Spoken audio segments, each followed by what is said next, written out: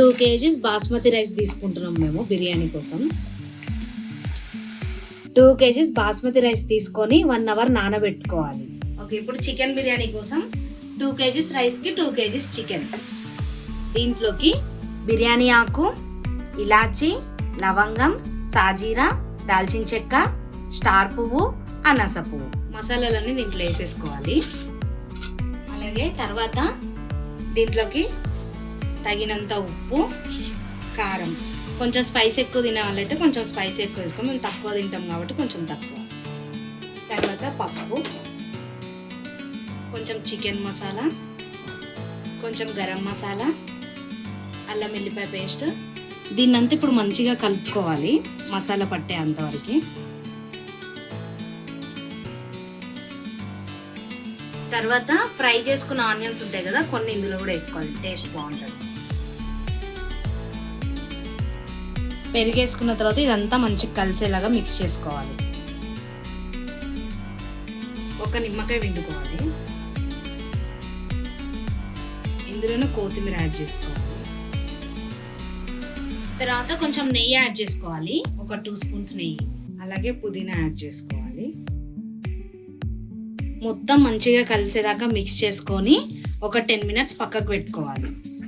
Rice preparation కోసము water పెట్టుకోవాలి. Water కొంచెం హీట్ అయిన తర్వాత దాల్చిన చెక్క, సాజీరా, లవంగం, ఇలాచి, అనాస పువ్వు, బిర్యానీ ఆకు, స్టార్ పువ్వు ఇవన్నీ వేసాక వాటర్ మరగనిద్దాం. మరిగిన తర్వాత రైస్ యాడ్ చేసుకుందాం.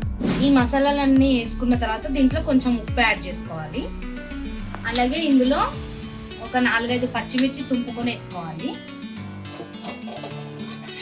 ఇప్పుడు వాటర్ బాగా మరుగుతున్నాయి కదా, ఇప్పుడు దీంట్లో 1 hour నానబెట్టిన రైస్ ఉంది కదా యాడ్ చేసుకోవాలి. రైస్ మొత్తం యాడ్ చేసుకున్న తర్వాత 70% ఉడకనివ్వాలి. బిర్యానీ రైస్ వైట్గా రావాలి అని అంటే 1/2 లెమన్ పిండుకోవాలి. రైస్ పొడి పొడిగా రావాలి అని అంటే 1 స్పూన్ ఆయిల్ వేసుకోవాలి. 70% రైస్ ఉడికింది. ఇప్పుడు మనం చికెన్లోకి యాడ్ చేసుకుందాం. ఇప్పుడు రైస్ని వాటర్ లేకుండా దీంట్లో చికెన్లోకి యాడ్ చేసుకోవాలి.